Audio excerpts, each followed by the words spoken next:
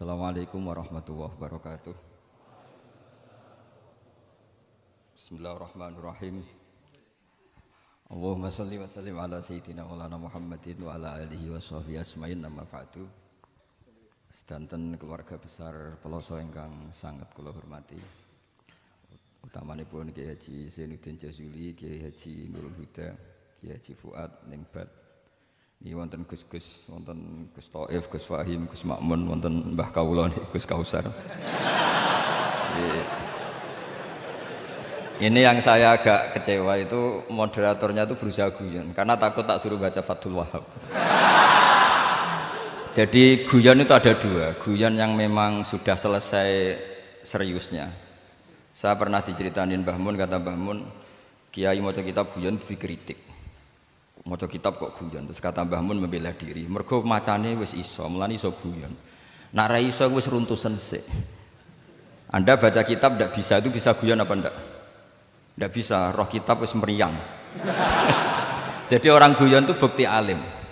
Tapi ada juga guyon yang menghindari ngomong serius kayak moderator itu. Jadi ini masalah ya. Terus kecewa saya kedua, saya itu ngira Santri Proso itu katanya terkenal khusyuk-khusyuk, adabnya bagus. Ternyata ada percontohan yang enggak bagus. Di depan para gus-gusnya guyon. Jadi ini kekecewaan saya yang kedua. Nanti saya lebih kecewa lagi, ternyata yang khataman Fathul Wahab itu tidak paham Fathul Wahab. Itu lebih kecewa, tak bawa sampai mati itu nanti. Itu kecewa itu tak. Nah begini sebagaimana makalah yang saya bikin, karena tadi moderator sudah guyon, saya berusaha ngendikan serius. Karena memang fikih itu harus dikaji secara serius, meskipun dengan pikiran yang ceria, yang riang. Saya itu di Jogja itu lama sekali dan tetap sebagai rujukan. Karena saya spesialis sering ngendikan fikih. Saya dulu musyawarah ya seperti urutan di Peloso, mulai takrib, mu'in, tapi di sana langsung mahalli. Karena Fathul Wahab gak diajarkan di sawir, di musyawarah. Tapi saya pernah ngaji Mbah Mun Fathul Wahab. Dan beliau sering berpesan, nak kanggo masyarakat ojo wahab repot, nganggo mahalli saja. Mahalli itu kan Rohibin itu yang mensarai minhajud thalibin. Ini bukti bahwa saya ini alim betul, bukan guyon dari tidak alim itu. Jadi ini bedanya saya dengan moderator. Nanti kalau nggak percaya diuji di sini di depan.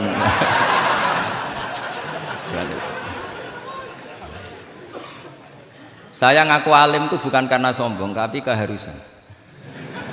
Karena begini ya, kalau kamu punya istri mau melahirkan, itu mesti nyari tulisan bidan. Barokahnya tulisan itu kamu tahu siapa bidan. Kalau kamu gigi sakit pasti cari tulisan dokter gigi.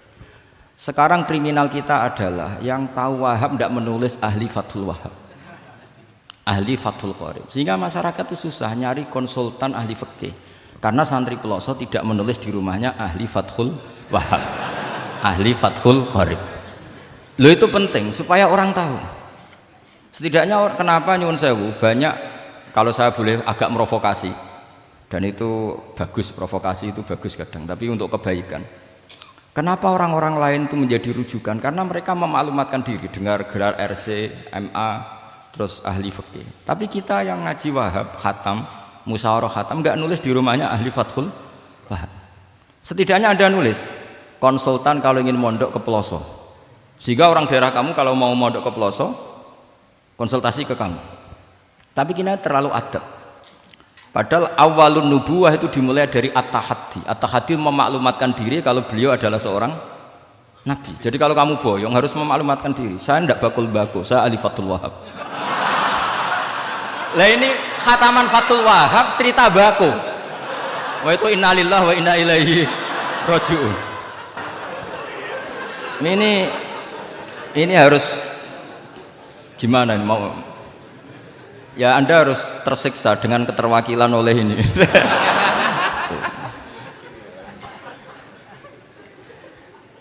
Saya ini baca kitab banyak sekali, termasuk kitab Ithaf. Ketika beliau mensarai Ihya, itu cerita kitab yang saya baca fil fikhi itu dihitung mulai mazhab Syafi'i sampai Hanafi semuanya. Saya baca kitab tasawuf ini. Jadi memaklumatkan diri. Awal dari nubuah itu memaklumatkan diri. Sehingga orang gampang nyari. Kalau orang bisa nyari bidan, nyari dokter gigi karena tulisan. Kenapa orang kesulitan nyari ahli Fathul Qarib? Kalau kamu ahli konflik tulis saja, konsultan spesial cerai karena pengalaman pernah cerai, tulis saja. Kalau ahli jomblo tulis saja, ahli perjodohan. Supaya orang tahu keahlian kamu di mana. Saya di Jogja memaklumatkan diri, saya bisa baca Wahab, saya bisa baca Bukhari, saya bisa. Bukan dalam konteks sombong, karena kebutuhan umat yang ingin tatap bu'u asari Rasulullah, mencari-cari asari Rasulullah itu terpenuhi. Itu dengan ngaji orang yang ahli. Tunjukkan kalau baca kamu benar dan sebagai solusi umat. Umat ini punya problem banyak dan kamu mengajar dengan manhaj yang jadi solusi, yang jadi solutif, yang bisa jadi jalan keluar. Tapi kita enggak. Santri itu banyak keluar dari pondok, tapi karena miskin, sudah dari mbahnya bapaknya memang sudah miskin ya. Terus atas nama humul, atas nama ikhlas, terus sering menyembunyikan diri. Menyembunyikan diri, pura-pura ada alim, memang sebetulnya ada alim juga kadang itu. Akhirnya terus orang sampai nggak tahu kalau itu alumni pondok. Tapi ketika ada orang konsultasi sama pihak lain, mereka tersinggung karena kok nggak ke dia. Mau ke dia gimana? Nggak ada tulisannya, nggak ada potongannya. Malah tadi cerita mbakku segala itu kan apa ya? Nah, saya ingin kembali lagi. Saya punya teks hadis yang riwayatnya seperti ini. Meskipun hadis itu misalnya dhaif, banyak aditnya, banyak penguatnya. Idza zuharatil bid'ah wal fitan. Sebagian ada tambahan wasubba ashabi. Fal yuzhiril alim ilmahu. Orang alim harus menampakkan kealimannya. Wa illa fa alaihi la'natullahi wal malaikati wan nasi ajmain. Justru kalau tidak memperlihatkan kealimannya dia kena laknat. Artinya yang sopan-sopan tidak memperlihatkan kefathul wahabannya, maka malah melihatkan kembakuannya. Itu jatahnya fa alaihi la'natullahi wal malaikati wan nasi ajmain. Ya setuju ya? Itu pasti kenalan. Coba betapa tersiksanya Syekh Zakaria Al-An tadi itu mulai ngomong tuh nggak pernah menyebut Syekh Zakaria Al-Ansori. Kayak apa tersiksa? Kitabku dikaji nyebut jenengku era gelem gitu. Padahal Syekh Zakaria Al-Ansori syarat menjadi orang alim seperti dari sekian tarjamah, istilahnya dalam bahasa Arab terbaru itu tarjamah itu Syekhul Islam Syekh Zakaria Al-Ansori. Itu saya pilih yang dari kitab Manhajus Sawi karanya Habib Zain bin Smith. Itu dari sekian manaqib yang saya baca di Sulaiman Al-Jamal di mana-mana. Paling menarik itu. Syaratnya jadi orang alim itu dua, punya guru alim, punya murid alim. Karena Anda akan tersiksa. Sangat-sangat tersiksa. Ngaji sama gurunya takut disuruh baca, gurunya alim, mau ngorek ya meriang muridnya alim. Itu yang dialami Syekh Zakaria Al-Ansori. Sehingga beliau ngendikan duqiqtu baina hajaroini. Saya ini ditempa dua batu, cara Jawa digebek dua batu. Mau ngaji ya takut karena gurunya alim alamah yaitu pengarang Fathul Bari Ibnu Hajar Al-Asqalani. Mau mulang ya meriang mergo dia murid alim alamah jenis Ibnu Hajar Al-Haythami. Dadi aku sampai ngaji ya persiapan, sampai mulang ya persiapan. Kayak apa susahnya jadi Syekh Zakaria Al-Ansori, mau ngaji setoran ya persiapan, mau ngajar persiapan. Makanya kata Mbah Mun, syarat utama ulama itu harus punya murid alim. Saya pernah didhawuhi Mbah Mun, aku mau gak ada anak Gus Naji itu Gus Naji, saya juga izin jadi kiai. Karena syaratnya jadi kiai itu udah anak alim di murid alim. Izin gak jadi kiai rasa sukses juga kata beliau. Makanya saya ketika kecelok alim itu senangnya bukan main beliau, karena terpenuhi status tadi. Nah ini kalau khataman Fathul Wahab terus bakas baku ini, ini roh Kiai Jazuli tersiksa ini gimana? Ini gimana ini sini? Kalau ukurannya kan gampang, moderator kan dipilih yang paling baik, setidaknya ngomongnya lah. Kalau tidak ilmunya ya ngomongnya. Terus Anda terwakili oleh orang yang enggak jelas. Nggak, saya gojlok ini tidak dosa, karena kalau betul saya ini dosa karena ngerasani orang, berarti jadi kafarah dosanya dia. Soal saya kan amalnya sudah banyak, aman lah. Aman, jadi nanti. Jadi kalau jatah hasanah saya harus diminta dia, tak kasih aja. Gampang.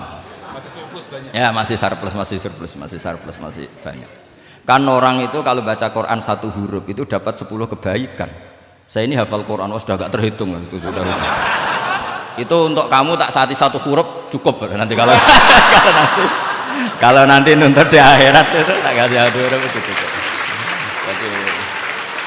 Ya nggak apa-apa, nanti silahkan nuntut nanti di apa akhirat. Tapi kamu lebih saya tuntut. Kamu itu siapa kok nyuruh saya di sini itu? Tapi dosanya lebih besar lagi. Itu. Saya teruskan ya, saya cerita yang serius. Syarat jadi orang alim itu punya guru alim, punya murid alim. Karena sebagian dari ilmu itu bukan ditempa guru tapi ditempa murid. Imam Fathul Bari, Sahibu Fathul Bari yaitu Syekh Ibnu Hajar Al-Asqalani. Itu beliau sangat mencintai Nabi Musa justru karena dengan tanda kutip protesnya.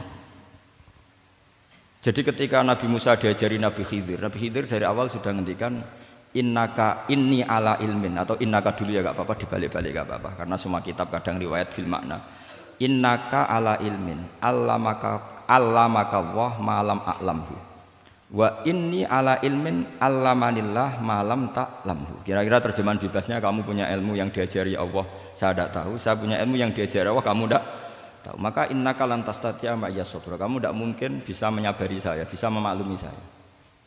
Tapi kata Nabi Musa ngotot, tidak, saya harus belajar sama anda. Oke, silahkan belajar tapi jangan tanya. Pertanyaannya itu jangan tanya, fala tas'alni, kamu nggak boleh tanya. Kalau kamu ingin jadi murid yang baik nanti jangan tanya, itu dosa. Ya dengarkan saja. Nah, tapi Nabi Musa tetap tanya. Ketika ada kejanggalan secara syariah, Nabi Musa tetap tanya. Dan itu oleh kitab-kitab tasawuf dianggap dengan tanda kutip kesalahannya Nabi Musa. Meskipun min babi hasanatil abrar sayyiatul muqarrabin. Tapi di kitab fikih itu dipuji sundul langit. Protesnya Nabi Musa. Jadi di kitab tasawuf disalahkan karena kitab tasawuf pemuja tadi ketertaatan pada guru. Kitab fikih enggak. Ini bukti adallud dalil bahwa Musa itu orang pilihannya Allah. Dia tidak sabar, beliau tidak sabar kalau melihat kemungkaran. Jadi gugatannya Nabi Musa dianggap apa? Sur'atu ghiratihi fillah atau sur'atu ghairatihi fillah. Ada yang baca ghairah, ada yang baca ghirah. Ini karena ngadepi santri Fathul Wahab. Saya terpaksa baca 2 kali.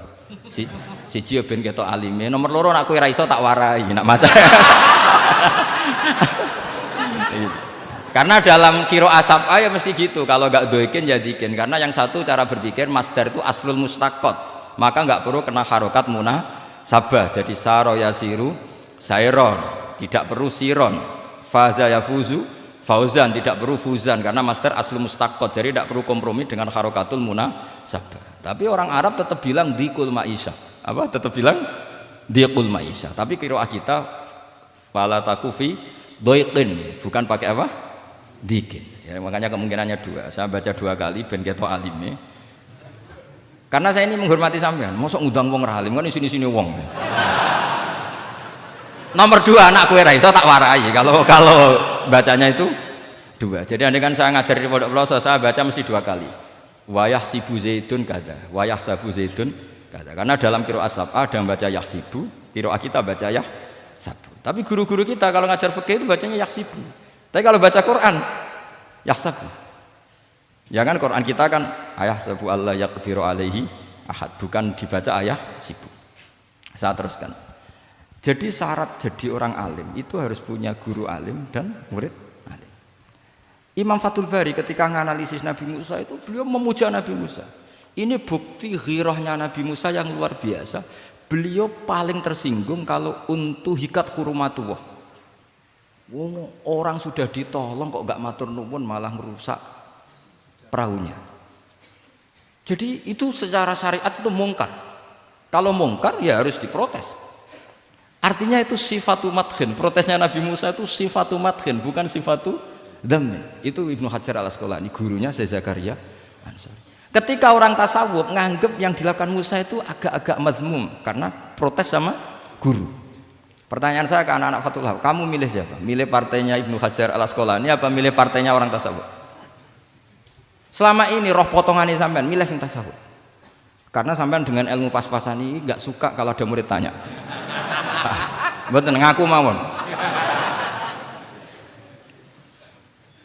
Tapi karena tadi logika syariatnya kata Ibnu Hajar Al-Asqalani, Musa itu kalimullah termasuk ulul azmi, sementara Khidir hanya seorang nabi. Apa yang dilakukan Musa tentu lebih keren karena beliau seorang nabi dan rasul. Jadi jangan kira terus di situ merupakan mangkobah, satu derajat yang luar biasa bagi Nabi Khidir ngalahkan Musa, itu enggak. Tapi ini juga mangkobah bagi Musa, betapa enggak sabarnya beliau ketika untuhikat furumatu. Dan itu Ibnu Hajar Al-Asqalani dalam bingkai itu. Jadi beliau itu sangat ringan sekali. Artinya gini, kita bahas Zakaria Al-Ansori enggak bisa tambah bakas gurunya, yaitu Ibnu Hajar Al-Asqalani. Nanti sama bakas muridnya. Lah yang mulai bakas muridnya itu kamu harus siap-siap. Karena kiai-kiai di pelosok itu alim alama. Masalahnya nanti pasti di muridnya. Saya Zakaria Al-Ansori aman karena punya murid Ibnu Hajar Al-Haytami. Ibnu Hajar Al-Haytami aman karena punya murid Zainuddin Al-Malibari yang ngarang ya, mulai jenengan ini. Jadi masalah bukan pada gurunya, tapi pada siapa? Muridnya. Terus Ibnu Hajar Al-Asqalani itu orang yang luar biasa. Saya pengagum beliau karena saya kalau baca Bukhari pakai pertolongan sarah beliau yaitu Fathul Bari. Itu beliau kalau protes, sukanya memang protes. Beliau itu nakot itu ahli kritik, ahli protes. Beliau termasuk sering kritik Imam Nawawi, kritik orang-orang sebelumnya. Tapi ya dalam konteks kebaikan. Imam Nawawi itu punya sarah namanya Sarhu Muslim Lin Nawawi. Terus beliau punya kitab fikih Minhajut Thalibin yang disadur oleh Syekh Zakaria dari Manhajut Tulab. Yang satu pakai Minhajut Thalibin jamak mudzakkar salim, yang satu pakai Manhajut Tulab pakai jamak taksir. Kitab Minhajut Thalibin sendiri dari kitab Muharrar karangan Imam Rafi'i, terpaut sekitar 3 orang sampai ke Imam Rafi'i dari Imam Nawawi. Imam Rafi'i ngarang itu dari Al-Wasid, Al-Basid dan Al-Wajiz karangan Imam Ghazali. Dan itu saya punya. Kitab indukannya Imam Ghazali Nihayatul Matlab fi Dirayatil Mazhab saya juga punya karangannya Imam siapa?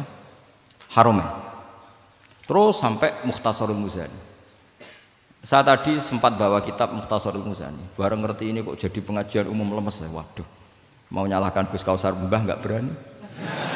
Tapi saya tadi matur sama Gus Kevin, Gus ini kok jadi pengajian umum, nggak tahu. Sebenarnya saya ingin anak Wahab saja terus tak marahin terus pulang. Tapi ini di depan orang banyak, kalau marahin kan nggak baik ya sudah saya tak rileks saja. Tak ceritakan bukti keseriusan fikih itu dikarang. Misalnya begini, ini contoh Zakaria Al-Ansori, Syekh Zakaria Al-Ansori ketika dengan tanda kutip sering bilang wa takbiri bidzalik aula min takbiril asli kadan atau a'ammu min takbiril asli kadan. Kenapa ada gugatan takbir? Karena takbir itu apapun hebatnya, karena dikarang seorang manusia itu ada falta, ada keterselipan di situ. Meskipun satu kedipan mata yang beliau salah, ya Rasul. Misalnya begini, definisi sholat ya kita akan sering dengar. Sholat itu apa? Umumnya orang kan aqwalun wa af'alun, muftatahatun bitakbir, muftatamatun bitaslim. Pertanyaannya definisi itu tidak jamek mana? Karena hunaka sholatun la qawla fiha wa la fi'la, yaitu sholatuman ajrus sholata biqalbi. Kalau sholat itu adalah harus ada akwal, yaitu kayak baca Fatihah dan syahadat di tasyahud sani, harus detail, sama nggak boleh nyontohkan kayak tasyahud di tahiyat ula, itu kan hukumnya sunat. Kalau kamu nggak bakul-bakul harus tahu kayak tasyahud di tahiyat saniyah, atau karena yang tasyahud awal sunat. Ada akwal kayak Fatihah tasyahud fit tahiyatis saniyah. Terus ada af'al. Tapi pertanyaannya, hunaka sholatun la qawla fiha wa la fi'la, yaitu sholatuman ajra sholata biqalbi. Maka perlu ditambah walau hukman, meskipun akwal dan af'al itu hanya secara hukum. Karena kalau hanya itu tidak jamek manek kalau dalam bahasa mantek, atau tidak mutarid akis, tidak memasukkan semua fardun min afrodil mu'arraf. Jadi kula ngetok nang alim demi ngergani sampean supaya ketok nak sumber utang ora salah. Mau salahnya ngatur kiai itu ya agak salah, itu agak salah betul. Saya itu juga agak gimana. Besok itu saya diminta Gus Reza ngisi sama Gus Reza. Gus Reza itu cucunya Mbah Karim. Mbah Mun dulu ngaji Mbah Karim. Jadi orang kok kayaknya manfaatkan saya sak karepe dhewe gitu karena saya ini mangkalah tua terus ini. Padahal saya kalau mau angkuh ya, kalau saya boleh sombong, itu buyut saya ketujuh itu namanya Mbah Soleh bin Asnawi Sepuh, itu gurunya Mbah Soleh Darat. Padahal Mbah Soleh Darat gurunya Mbah Hasim, tapi angkuh kan haram, jadi ya sudahlah pakai tawaduk saja. Sebenarnya kalau saya boleh angkuh, kalau sampean malah lebih bisa angkuh lagi, ketemu di Nabi Adam. Lebih. Putu Nabi. Saya ulang lagi. Kalau kamu mengkaji Wahhab secara serius, itu kajilah seperti saya ini. Bahwa hukum itu harus dibenturkan dengan fardul masalah, dengan pengandian masalah. Misalnya begini, kalau ada hewan ketabrak truk jago, tentu kita diskusi hanya ayam jago, karena kalau ayam kecil kan gak eman, kelepek-kelepek meh mati. Cara pikirannya sampean ini yang anak-anak Fathul Wahhab itu boleh disembelih apa enggak? Tanpa disembelih pun pasti 1 menit lagi mati, atau setengah menit lagi mati. Karena dia kejat-kejat hanya prosedur kematian, memang syaratnya harus kejat-kejat. Tapi kan dia sudah tidak punya hayatun mustaqirrah. Kalau kamu pas musyawarah Fathul Wahhab itu disembelih halal apa haram? Tidak, sampean jawab saja, enggak usah sungkan, enggak usah jawab aja. Ini ada Gus Makmun, ada Gus Wahim. Halal apa haram? Cara pikirannya Syekh Zakaria Al-Ansori, bajuri itu haram karena dia tidak punya hayatun mustaqirrah. Oke, haram. Karena yang dikatakan penyembelian adalah menghilangkan nyawa karena penyembelian, sementara ini tanpa disembelih sudah mati. Tapi pertanyaannya gini, tapi nanti kalau disisir dari bab tabdzir, masa kewan jago larang mubadzir? Maka menurut mazhab Imam Malik, pokoknya keceluk di nyawa. Angger keceluk di nyawa disembelih ya halal karena jenenge nyembelih hewan yang masih hidup. Senajan tau wis kejet. Kamu milih mazhab Maliki apa Syafi'i? Ini ayam jago loh, bukan ayam kecil. Karena kalau yang kecil kan ikhlas. Itu kan seperti kepiting, banyak kiai ngaramkan kepiting. Yang keberatan banyak karena kepiting besar. Tapi ketika yuyu diharamkan, nggak apa-apa, kecil saja. Padahal ilatul hukmi sama. Kira-kira kepiting sama yuyu, tahu sama yuyu? Itu kehidupannya sama nggak? Gaya hidupnya sama apa enggak? Sama. Tapi ketika kepiting itu ada perdebatan. Yang setuju halal banyak karena iman rasanya. Tapi ketika yuyu dikatakan haram, ada nggak yang protes? Tidak ada. Ikhlas semua kayak gitu. Ini ahli fikih apa ahli nafsu gitu.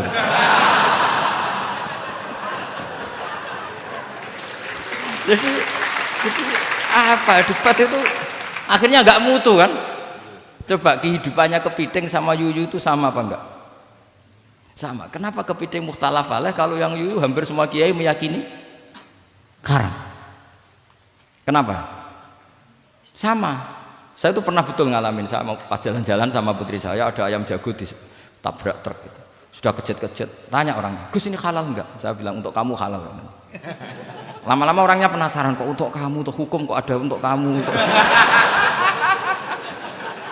Akhirnya tanya, gak Gus mestine iku piye? Kon tak haramno ya ora siap, wong kon iman nggih Gus bener. Ya misale cara jenengan. Aku kiai kurang pegawean tapi ya mangan pitik kejet-kejet aku. Tapi ini logika ya, logika yang dibangun fikih. Fikih itu kalau bangun kaidahnya gampang. Fikih itu gampang sekali karena sesuai fitrah manusia. Misalnya fikih itu kadang saya baca itu ya tertawa. Coba orang wajib mandi karena keluar mani. Ya sudah keluar mani wajib mandi. Sebetulnya keluar anak itu tidak ada hadisnya, nggak ada dalilnya. Tapi wajib mandi orang nifas itu karena mengeluarkan anak. Itu orang-orang fikih yang masih asli itu kalau bilang ya li anal walada maniyun munakidun. Ya kadang-kadang sembrono. Ya enteng saja. Mbah jenengan tak nonton tenan kok ngendikane gitu. Li annal walada maniyun munaqidun. Jadi sampean itu ya maniyun munaqidun. Jadi khurujul mani itu ya punya far'ul hukmi yaitu khurujul walad. Sama-sama yujibul ghusla. Karena sama-sama apa? Maniyun batin mbah tak nonton tenan kok terus ini ajak guyon apa piye gitu. Dan ulama itu memang rileks. Ketika Syekh Zakaria Al-Ansori membela mazhab Syafi'i, yaitu dalam konteks tohur, kita tahu kan kalau ghafir itu mengampuni, kalau sering mengampuni disebut ghafur. Syakir orang yang terima kasih, kalau sering syukur disebut syakur. Sehingga rata-rata sifatnya Allah itu ikut sifat mubalaghah, wahhab, faul ya. Ya kan itu aturannya gitu kan, fa'alun aw mif'alun aw fa'ulu fi kasratin an fa'ilin badil. Nah logikanya kalau wa anzalna minas sama ima'an tahura, artinya kalau nak maknani gini, wa anzalna lan nurono ingsun Allah minas sama isange langit nurono ma'an ing banyu tahuron kang iso nyucikno bolak-balik. Karena faul adalah untuk lil kasroh atau lil mubah, harusnya nggak ada mustakmal. Maka saya sering kadang balelo, enggak ada mustamalan karena wazannya faulan, tohuron. Tapi Imam Zakaria Al-Ansari, Zakaria Al-Ansari bela-bela madzhab Syafi'i, kata beliau, ya'ti faul bima'nal alat, kayak sahur lima yutas saharubi. Tapi ya agak-agak takalluf. Agak-agak apa? Termasuk takallufnya lagi, Zakaria Al-Ansari, atau faul bima'na takrir atau mubalaghah fi udwin wahid. Di sini biasanya baca udwin apa udwin, enggak tahu saya, pokoknya bacanya 2 kali enggak apa-apa. Umumnya apa? Udwin ya. Ya sudahlah, ikut partai sampean saja. Saya ini agak grogi, saya pakai madzhab peloso harus ikut guru apa madzhab sarang yang enggak harus ikut tapi akhirnya salah, enggak tahu saya, karena kata Mbah Mun gitu kalau membela diri. Nak ngaji ning peloso Lirboyo murid kudu maknani. Ya apik ben murid roh makna. Tapi nak sarang gak oleh dimaknani. Kesarang ketika dinyek al ilmu sayyidun wal kitabatu qaiduhu qayyid apa suyudaka fil hibalil wasiqa, kata beliau iya tapi nak naline kakean ya mati padha. Itu karena itu jadi itu guyonan ya, guyonan manhaj. Ini sudah saya sampean koalisi yang baik. Karena saya punya madzhab sarang, sampean punya madzhab peloso. Harus sama-sama konsisten dengan madzhab masing. Nanti di mahsyar nanti kita ketemu. Siapa yang ahli Fathul Wahab, siapa yang ahli Bako.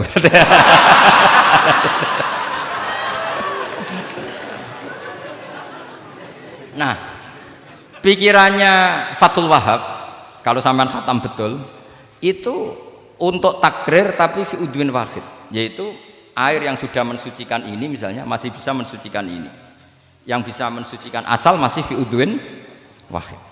Ya sudah, di situ saja takrirnya atau mubalaghahnya di situ, bukan ke anggota yang lain.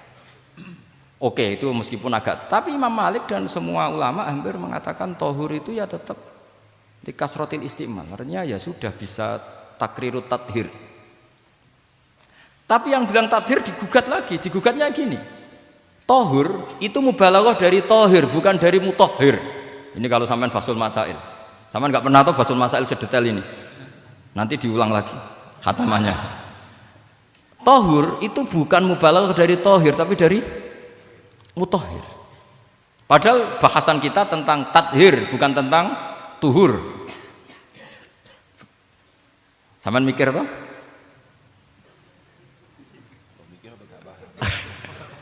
Enggak usah dijawab apa diterangkan? Apa ngaji lagi aja, enggak usah boyong dulu. Nah, kemudian akhirnya ulama mulai mikir bahwa lama nalit tohiriyah ilah dengan fungsi tohuriyah, tidak ada gunanya disetatuskan suci kemudian tidak berakibat mensucikan, karena ini air masih murni ma'un mutlaq, kecuali kayak teh kopi berstatus suci tapi tidak mensucikan. Tentu ma'an tohuro di konteks itu adalah tohir mutohir, karena contohnya air mutlak bukan kopi. Berarti meskipun tohur itu dari mubalaghah tohir tapi maknanya mutohir, itu perdebatan. Akhirnya apa? Orang itu menjadi cerdas, terutama di era Ibnu Hajar Al-Haytami, karena beliau ahli fikir. Beliau itu cerdasnya Masya Allah. Tapi apapun itu, beliau tetap manusia. Kecerdasannya kadang berlebihan dalam aturan yang dipatok madzhab Syafi'i, termasuk mensyaratkan Jumatan harus orang 40. Sekarang pertanyaannya gini, sama tak beri pertanyaan, harus bisa jawab. Meskipun salah, nggak apa-apa. Saya butuh jawaban, nggak butuh benar. Karena sudah tahu, mesti agak salah itu, nggak apa-apa. Ketika ada satu kampung yang orangnya tidak sampai 40 dan mereka ingin Jumatan, menurut kamu itu harus Jumatan, apa boleh Jumatan, apa harus duhur? Apa ya Jumatan ya duhur? Masyarakat gak mau biasanya. Tidak, harus Jumatan, boleh tidak Jumatan, apa harus duhur? Apa nggak perlu ada hukumnya, ben karepmu. Nah, di kitab-kitab I'anatul Thalibin Sayyid Abi Bakar Sato itu beliau ngendikan kamu harus tetap Jumatan meskipun jumlahnya belum 40. Karena apa? Madharat tarkil Jum'ah itu lebih ngeri ketimbang mensyaratkan 40 yang asal usul dalilnya itu tidak jelas. Imam Ahmad bin Hambal kalau ditanya apakah Jumatan harus 40, itu ghadiban sadidan, marah besar. Lam yarid fil adat nasun, kata beliau. Enggak ada dalam adat Jumat dan nas. Imam Syafi'i itu hanya asumsi, biasanya wong 40 mesti ana waline.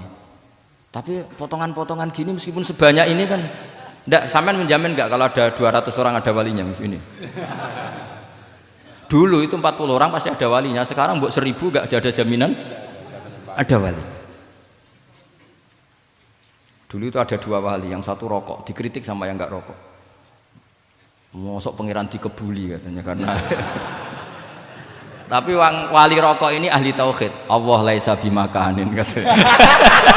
Saya tidak tahu ini. Ini tadi ya, kacau. Wali itu kalau sudah debat itu bener mana?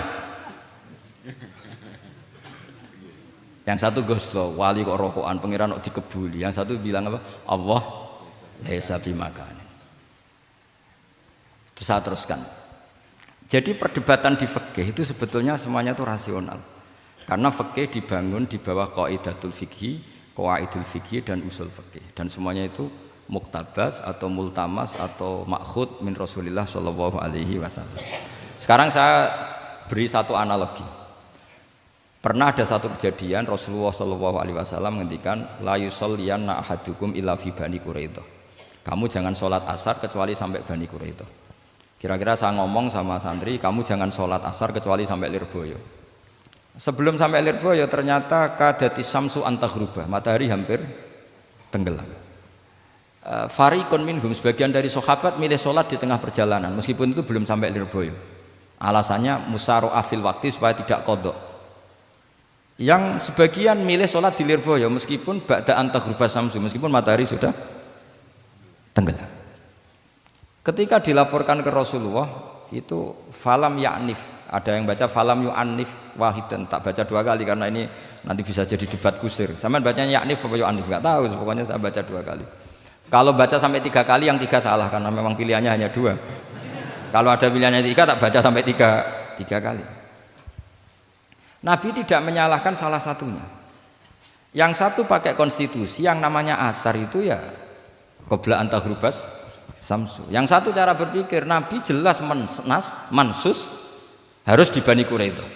Sekarang pertanyaannya, kaidah umum tentang, saya ulang lagi, kaidah umum tentang asar itu qabla ghurubis samsi dilawan nas harus di Bani Quraidah, menang mana? Nas sama kaidah umum. Kira-kira kalau kamu menang nas. Tapi pertanyaannya, nas itu butuh mahal.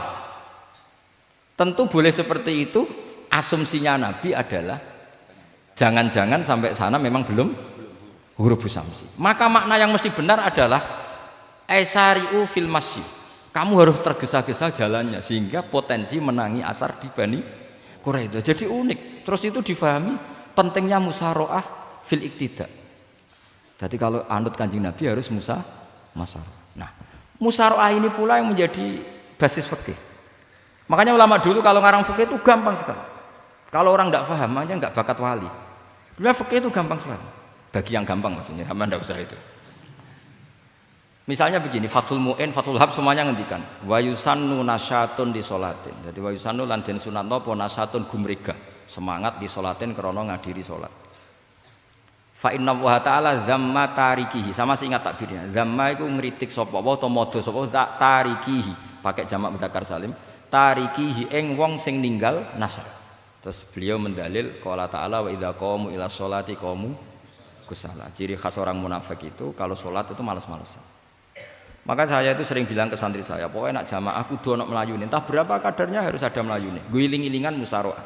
Karena di semua teks kebaikan adalah fafirru ilallah. Lari, ada unsur larinya, ada unsur musyaroahnya. Nah, lalu lama-lama mengatakan makna hadis ini yang mesti adalah pentingnya musyaroah. Enggak perlu berdebat tentang boleh enggak sholat qabla usul ning Quraidah atau tidak. Tapi harus, karena begini, yang mesti salah begini, ternyata kayak melakukan santai-santai ngopi se, rokok se, jagungan se. Nabi kira-kira bisa maklumi enggak ketika cara jalannya seperti itu kemudian matahari terbenam. Karena ini yang pasti salah. Paham ya? Karena enggak sampainya sana karena salahnya sendiri ngopi sik santai. Lah itu namanya fikih. Jadi fikih itu dari analisis yang normal. Makanya saya sering sekarang akhir-akhir ini sering kampanye kitab Sajaratul Ma'arif. Dan itu saya serius dengan kampanye itu karena dikarang oleh Sultanul Ulama. Jadi kalau di wali ada Sultanul Aulia, di ulama juga ada Sultanul Ulama, yaitu Syekh Izzuddin bin Abdis. Itu kalau ngarang fikih itu gampang sekali. Saya punya kitab beliau Qawaidul Ahkam. Beliau ketika cerita kenapa harus ada sholat dihormatil waktu, beliau nerangkannya enak sekali. Kalau santri sarang, Lirboyo atau Peloso atau santri mana saja, biasanya kalau pergi ke terminal, yang dulu terminal itu kan nggak layak, apalagi ya dulu nggak layak, pokoknya kalau pipis itu pasti kena najis lah celana. Santri kan biasanya milih sholat nanti di pondok, milih terawih lah, milih terawih kan duhur asar. Saya tidak tahu kalau Gusnya, tapi kira-kira kayak ya agak-agak sama kira-kira gitu. Alasannya santri yo nakal, meninggalkan sholat fil waktu itu karena alimnya. Kan sholat dihormati wajib iadah, ngapain daripada wajib iadah mendingan tidak usah sholat. Jadi ilmu itu tuh bermata dua. Rata-rata yang sudah tahu wajib iadah milih sholat apa milih ndak? Ndak, potongan-potongan rai gini tuh. Ndak, kira-kira aja. Milih ndak kan karena tahu wajib iadah. Tapi nanti setelah sampean alim dan bakat jadi wali dan sampean belajar kitab Qawaidul Ahkam, itu pasti milih sholat.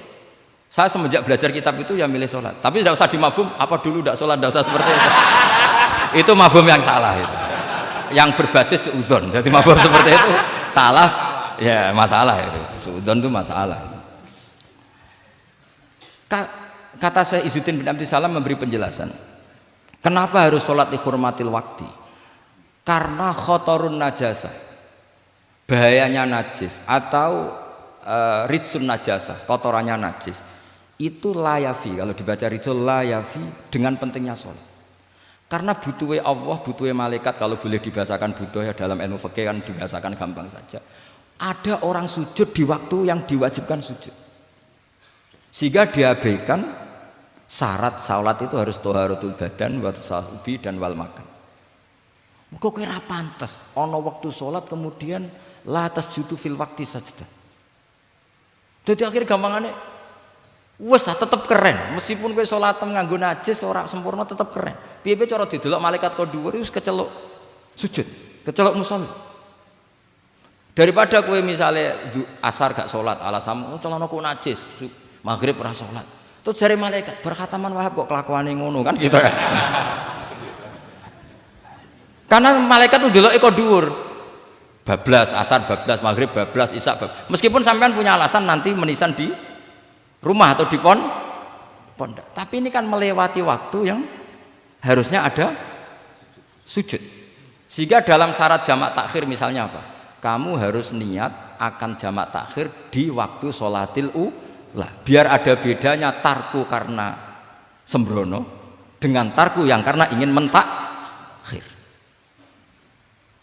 Paham ya? Itu jadi sama-sama fikih, kualitas yang dikarang Sultanul Ulama dengan sing RT itu ya beda. Dan sampean harus baca kitab yang dikarang rajanya ulama supaya kamu tambah pinter. Nanti kalau gak pinter-pinter nanti sowan saya. Tetap gak pinter karena itu jatah. Makanya ada usah sowan ya, nanti gak ngefek juga gitu.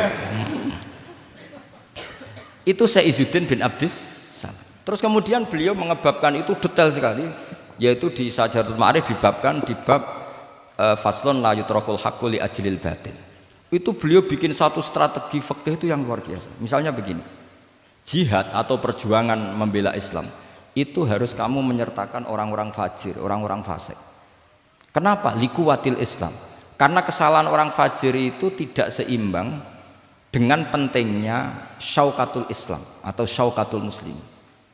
Terus saya itu dulu ya iskal itu ya agak protes, tapi ini ulama wali. Sampai saya sholat berkali-kali, ya Allah saya beri kefahaman tag ini. Kalau terpaksa beda, nanti saya mohon ketemu beliau, saya mau protes.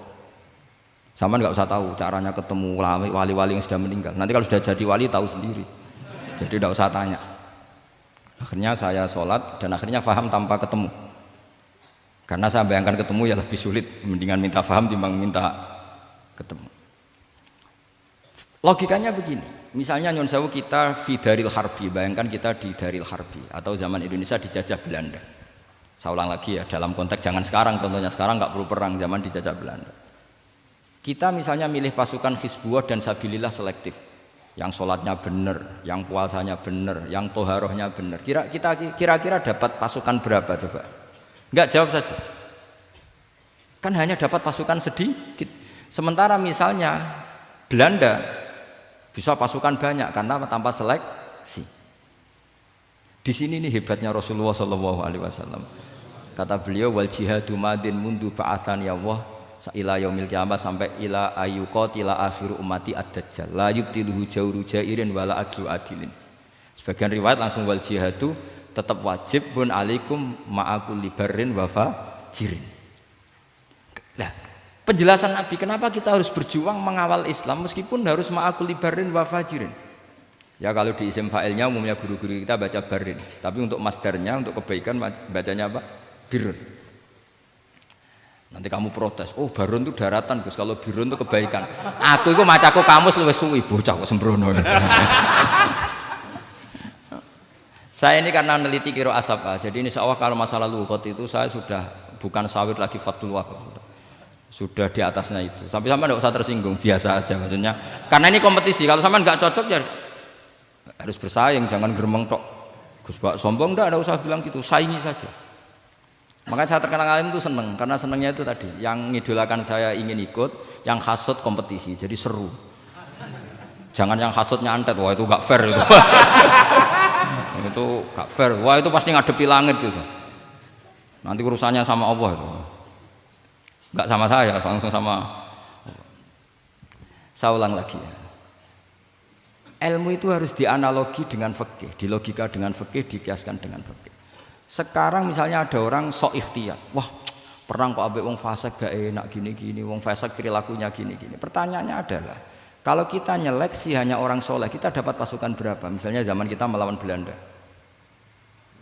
Sama sekarang kita ngawal pembangunan masjid, kadang yang nyumbang gak sholat, kadang yang nyumbang yang sewu hasil korupsi, kadang yang nyumbang orang-orang yang cara muamalah babal kedua. Itu coba kalau kamu tolak, potensinya gini, ini oke, sekaligus PR. Saya berkali-kali nyontohkan ini, sampean boleh tidak setuju, tapi nanti menghadapi saya di akhirat, tidak di dunia, di akhirat. Nanti kita sowan Allah bareng-bareng bener siapa. Loh tidak, saya tidak main-main, karena ulama dulu, sampean lihat di Mu'in di Fathul Wahab, kalau sudah ngendikan ulama, wahada madhabun al-qawahabi, ini madhab yang saya siap ketemu Allah. Jadi ukuran madhab benar itu bukan diputuskan di Sawir Fathul Wahab, tapi madhabun sing al-qawahabi, madhab yang saya ketemu Allah dengan madhab itu. Misalnya gini, ada orang fasik lewat di depan saya, punya uang 1 juta. Delalah pas itu qadhafawa fi qalbihi hubbal ulama. Misalnya. Pas itu delalah beliau senang ulama terus bilang gini, Gus Pak, uang ini tak kasihkan kamu 1 juta. Dia fasik, misalnya terkenal syaribul khomri. Saya ini menurut pertanyaan saya, ini jawab saja. Kamu salah nggak apa-apa. Wajib menerima apa haram menerima apa bebas mubah. Ayo milih di polling. Nggak usah sungkan Gus Kausar. Ini beliau posisi senior, milih nerima apa nolak, wajib apa sunat, sunat apa wajib. Nah logika harus terbangun begini, kalau kamu terima maka akan dicibir. Malam di Fathul Wahab tiga duit uang saya kok gelem, bolak-balik nak duit gelem aja. Itu juga masalah kan, kiai latihan jatuh kan, artinya posisinya tidak mantep-mantep amat. Udah kadang keramat itu. Sama jangan niru saya, aman udah itu. Bayangkan sampean yang latihan nyai itu. Tapi pertanyaannya kalau sampean tolak, terus ista'ana bihadhihi darahim lil maksiyah. Tak kena kiai ra gelem, tak kena demenanku. Dan hari itu andaikan dia tidak punya uang 1 juta, dia tidak bisa kedemenannya. Gara-gara sampean tolak, dia punya alat untuk maksiat lagi. Kalau seperti ini jadi haram apa wajib? Loh, berarti sampean harus gak jawab anut aku. Artinya sampean jawab kan terprovokasi saya kan? Terprovokasi narasi. Terprovokasi narasi. Itu kriminal untuk calon ulama gitu itu nggak boleh. Nah, logika ghanimah kira-kira seperti itu. Ghanimah itu normalnya haram. Normalnya haram karena ghanimah itu min amwalil kufar. Dan notabene amwalul kufar adalah bukan sekedar mukhtalithah, aksaruha mungkin minal haram. Tapi kenapa ghanimah dihalalkan di hadil ummah? Makanya Nabi ketika ngendikan uqtitu khamsan lam yu'tahunna nabiyyun qabli, termasuk beliau menyebut wa ukhillat li al-ghanaim, termasuk saya 5 hal yang Nabi sebelumnya enggak dikasih, saya dikasih. Di antara beliau nyebut wa ukhillat li al-ghanaim, ghanimah itu halal untuk umatku. Itu kan kenapa Nabi menyebut itu? Karena normalnya ghanimah itu haram karena min amwalil kufar. Tapi kenapa dihalalkan? Saya pernah ditanya seorang dosen, kenapa itu halal Gus? Saya itu kok nggak nyaman. Karena ini jenis orang ikhtiyat. Terus saya bilang gini, andai kan kamu digarong sama garong, kemudian garong itu bawa senpi, bawa pedang. Karena kamu merasa itu tidak milik kamu, monggo gadane jenengan beto malih. Wah ya tidak bisa Gus, nanti dipakai garong lagi. Sama amwalul kuffar. Andai kan lau a'tainahum, andai kan kita kasihkan lagi ke mereka, maka akan dipakai isti'anah, dipakai pertolongan atau alat untuk kekuatan kekafiran mereka. Di sini sirinya kenapa ghanimah menjadi halal. Tapi kenapa Nabi sebelumnya kok dikatakan haram? Karena logikanya memang haram. Itu hebatnya Allah SWT sama para kekasihnya. Ada kekasihnya yang dipilihkan haram, yaitu Nabiun qabla Rasulullah SAW, karena normalnya memang haram. Ada Nabi yang fikihnya lebih dinaikkan lagi, yaitu dihalalkan supaya harta ini tidak dipakai i'anah alal maksi. Sampean milih fikih mana coba? Nah, saya berharap pintere Khatam Fathul Wahab itu paling enggak sampai seperti ini. Bariku nantang saya enggak apa-apa. Tapi nanti ketemu di akhirat. Nah itu fikih. Jadi fikih itu. Nah, tapi kan iso wae Gus nampani khadzun nafsi lah, itu mulai masalah kan. Makanya yang seperti itu jangan untuk khadzun nafsi. Karena kita butuhnya itu nyita supaya ini enggak dipakai kekuatan maksiat. Jebule mbek kon malah go ngopi rokokan. Nah, orang kan terus curiga jebule nek ambek dhuwit ya do gelem. Buktikan kalau Anda tidak pakai. Kamu terima sebagai penyitaan, tapi Anda tidak pakai. Wah itu hebat. Tapi kalau kamu terima wajib, kemudian kamu pakai poya-poya, wah itu ya fikihnya benar, kelakuannya ora benar. Nah saya berharap Anda memahami fikih itu sampai seperti saya ini. Syukur-syukur lebih. Meskipun ya agak-agak mukal tapi bisa diperjuangkan itu. Enggak apa-apa. Kamu doa di saat istijabah. Ya Allah saya ingin mengalahkan Gus Bak, saya ridho dengan doa itu. Tapi tak jamin gak mustajab. Karena sudah berbasis ghil, kebencian itu. Doa yang berbasis hasud pasti tidak mustajab. Jadi makanya saya rela kalau ada kompetitor karena tadi pasti. Jadi fikih itu gampang. Misalnya begini lagi, saya beri sekian contoh. Di sini tadi saya minta Gus Kevin untuk membawakan Babul Hijrah, juz 4 kitab Mahalli. Karena Mahalli itu namanya Kanzur Rohibin sebetulnya, cuma yang ngarang Mahalli lebih terkenal dengan istilah apa? Mahalli. Beliau nyarai kitab Minhajut Thalibin. Imam Mahalli itu senior.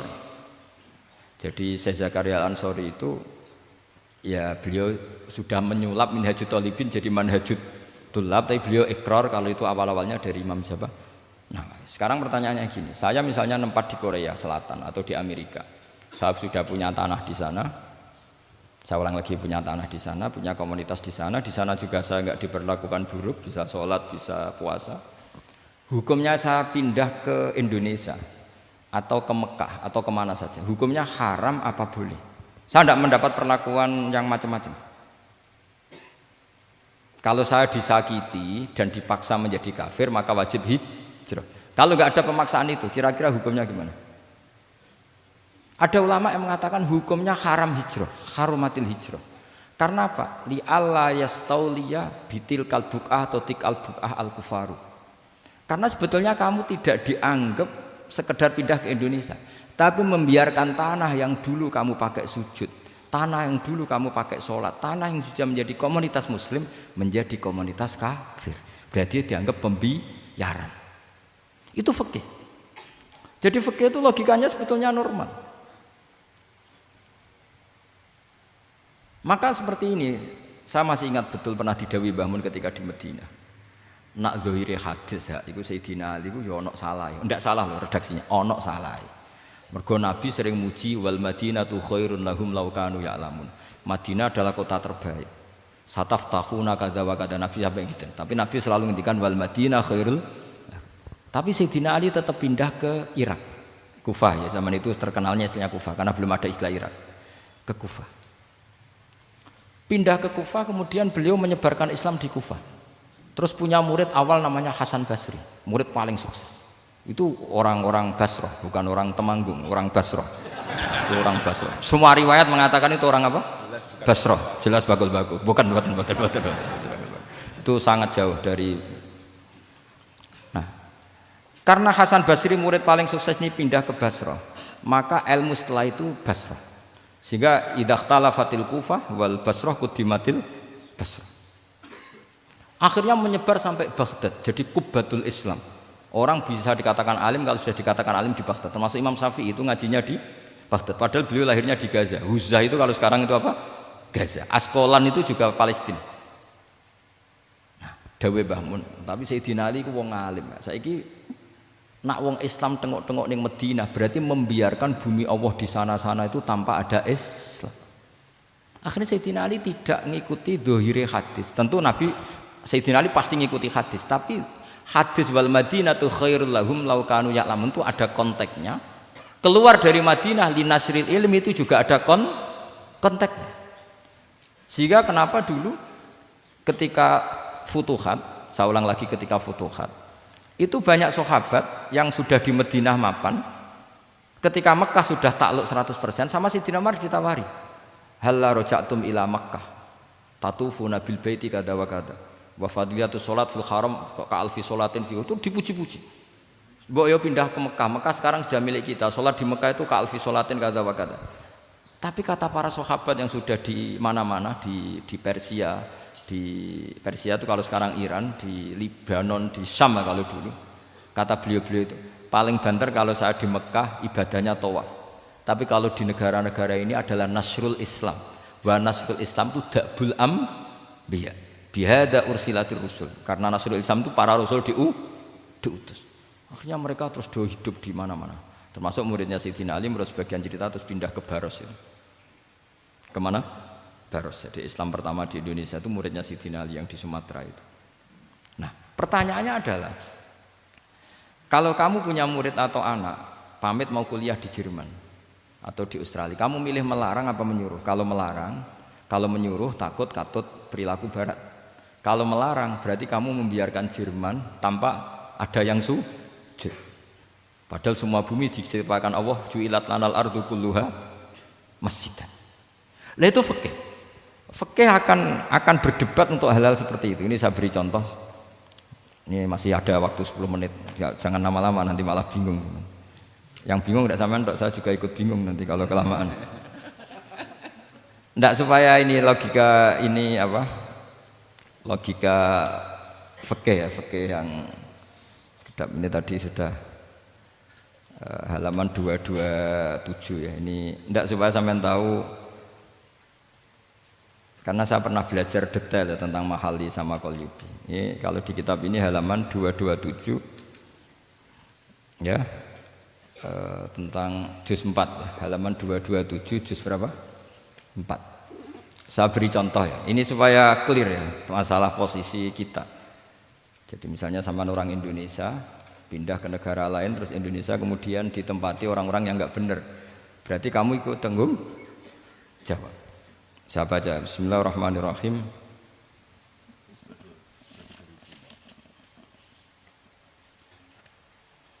Ya, halaman 227 ini barusan tak cari karena halaman kitabnya beda-beda. Bidaril harbi.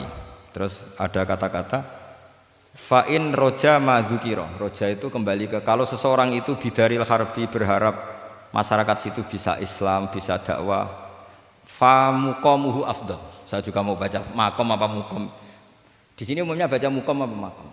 Mukom ya, karena dari madi aqoma yukimu iqomatan, berarti kan mukim. Kalau mukim ya resikonya harus dibaca mukom. Tapi kalau ada yang baca makom ya jangan dimarahin, mas, kasihan. Bakul bakowe bukan bener itu loh. Fa in roja madzukira fa muqamuhu afdalu. Au qadara alal i'tizali harumatil hijratu. Umumnya di sini baca harumat atau hurimat?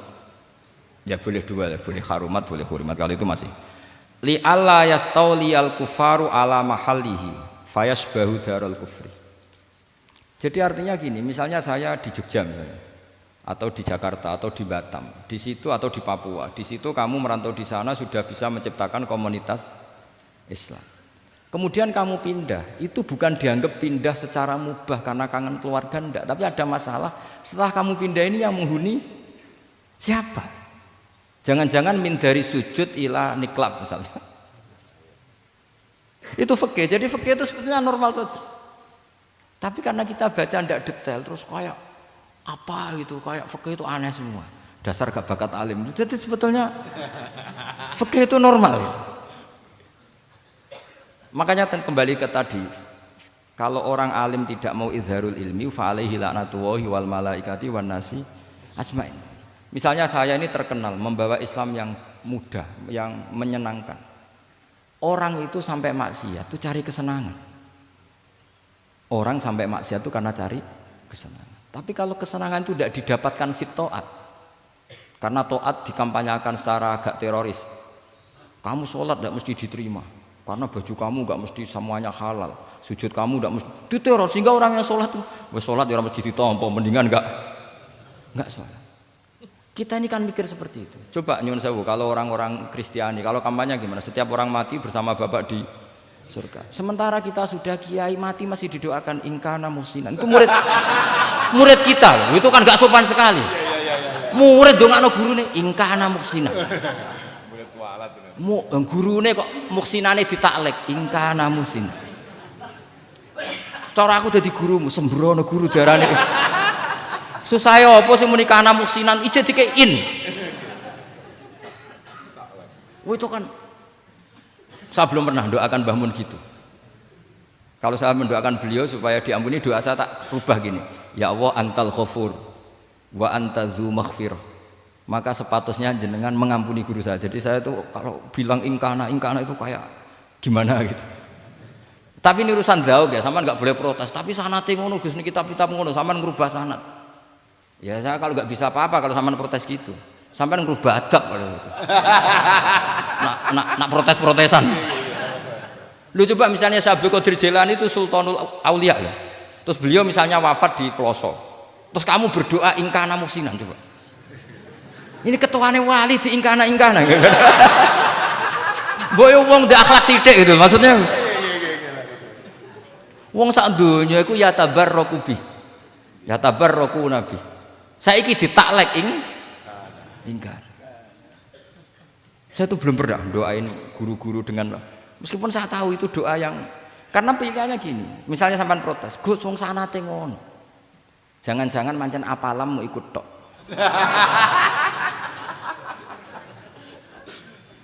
Loh Imam Syafi'i itu kalau doain mayit, ini sekaligus ijazah tapi haram ditiru. Ya tapi ijazah tapi haram ditiru. Imam Syafi'i itu pernah ngecewakan seseorang karena beliau itu idola, ada orang meninggal beliau diminta rawuh-rawuh. Doanya hanya gini toh, ya Allah, Engkau itu tetap menjadi Tuhan meskipun tidak menyiksa orang ini. Jadi menyiksa orang ini tidak kebutuhan Engkau. Kalau tidak jadi kebutuhan Engkau ya tidak usah dilakukan. Itu terus pulang keluarganya gerembeng, piye dong ngono tok. Tapi satu keluarga itu diimpeni, mayit itu diampuni gara-gara doanya Imam Syafi'i. Ya Allah, anta ghaniyun. Anta itu ghaniyun an adzabin. Engkau tidak perlu menyiksa orang ini. Engkau tetap Tuhan, tanpa menyiksa orang ini tetap Tuhan. Jika itu tidak kebutuhan engkau, ya sudah tidak usah dilakukan. Terus iya. Jadi kalau saya doain guru-guru ya Allah sifat ghafur engkau itu pasti efektif. Enggak mungkin sifatnya jenengan kok boten tembus. Ya sudah, ya seperti itulah ya Allah.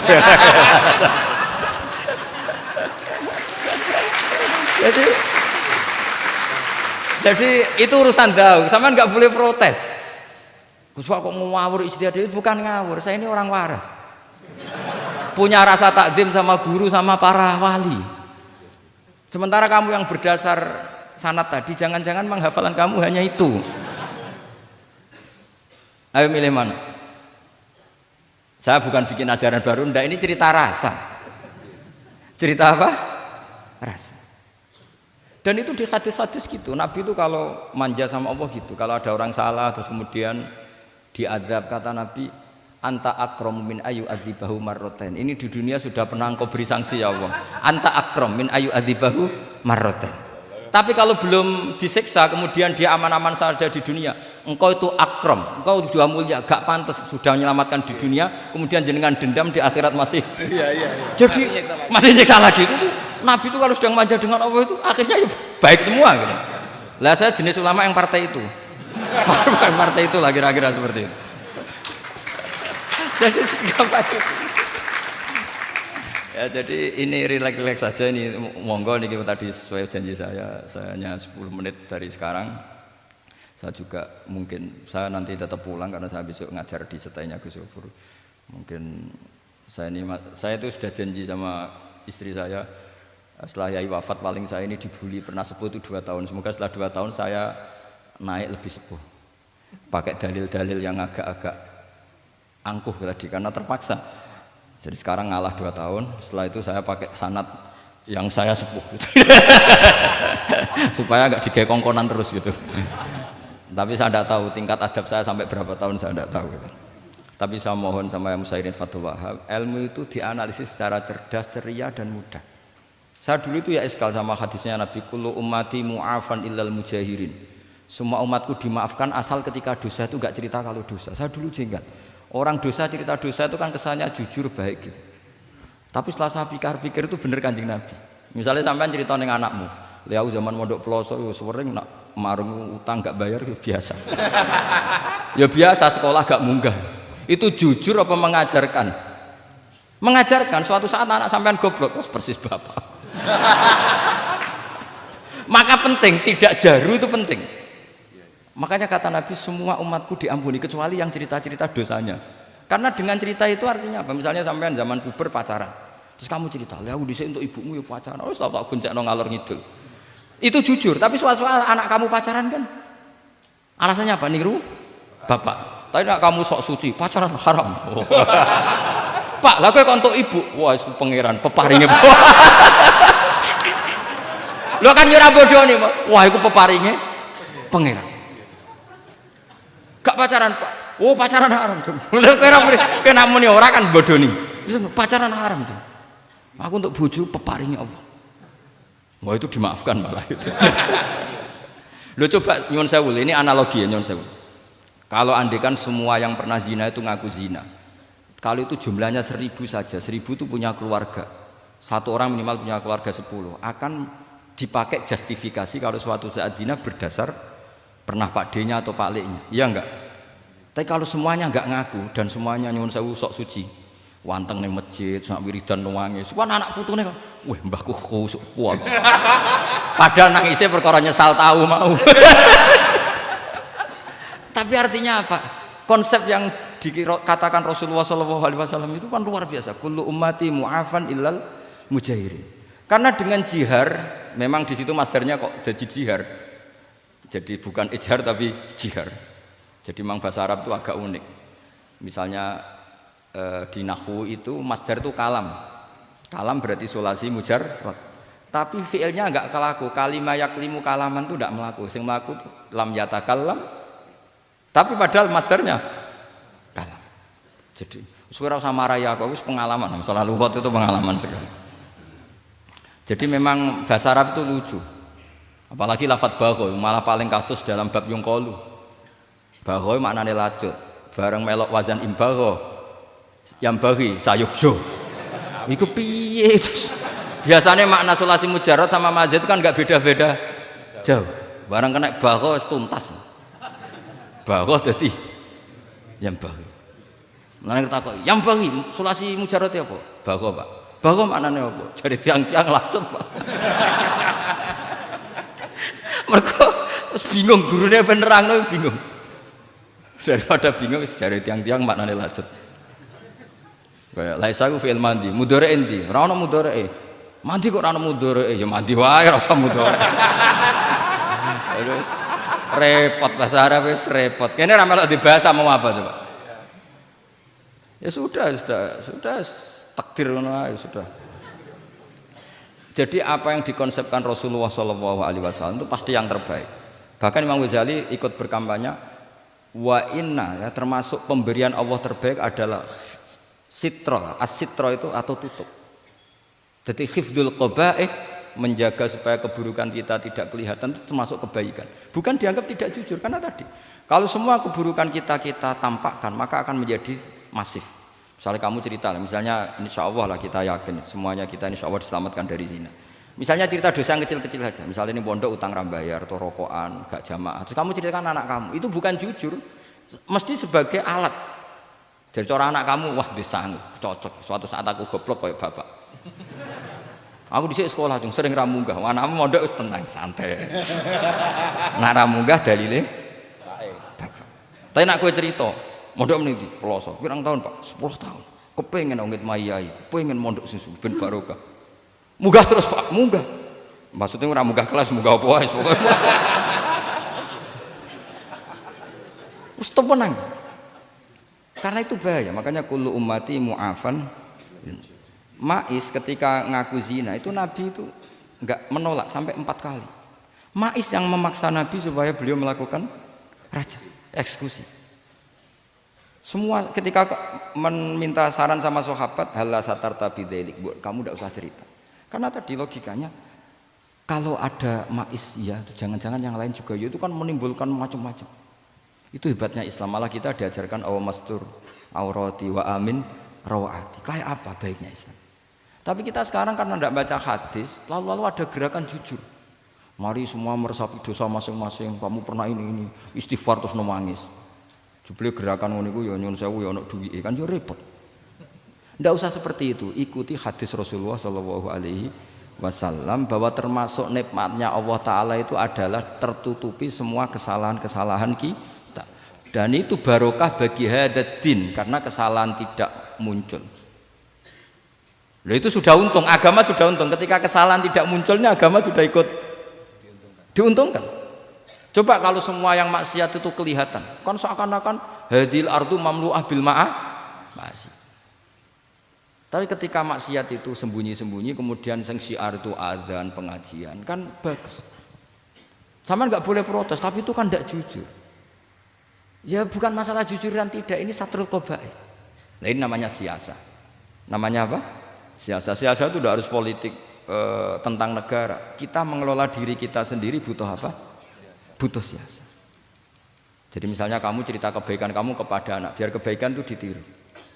Tapi kalau anak kamu tanya, Pak, sampean nate salah, itu sesuatu yang paling saya takutkan, Cung. Karena aku sering naudzubillah minas salah. Tapi Bapak pernah salah enggak? Itu pertanyaan enggak penting. Karena tadi bahaya. Lu harus enak, maksudnya beragama seperti ini tuh enak. Kullu ummati mu'afan illal mujahid. Itu kan luar biasa. Jadi semua umatku itu dia ampuni asal tidak cerita-cerita. Misalnya gak cerita ke anak, cerita ke teman. Aku di gendaan, harus tahu tak ambung. Mesti pikiran kamu, yang pondok is pengurus jebule tahu ngono. Mesti digo, suatu saat aku nak ngono, awas. Atau nak caiki keamanan, awas kita kandakno kan gitu. Tetap ini menjadi alat maksiat bagi yang lain. Jadi tapi saya dulu itu iskal, kenapa ada hadis seperti itu? Tapi setelah saya analisis, memang kalau ijtihad atau ijhar itu efek negatifnya luar biasa. Dan kita harus iktidak bi Rasulillah Shallallahu Alaihi Wasallam. Ya tentu idealnya yora maksiat, yora konangan maksiat. Memang karena tidak pernah itu ideal. Memang enggak konangan karena tidak pernah melakukan.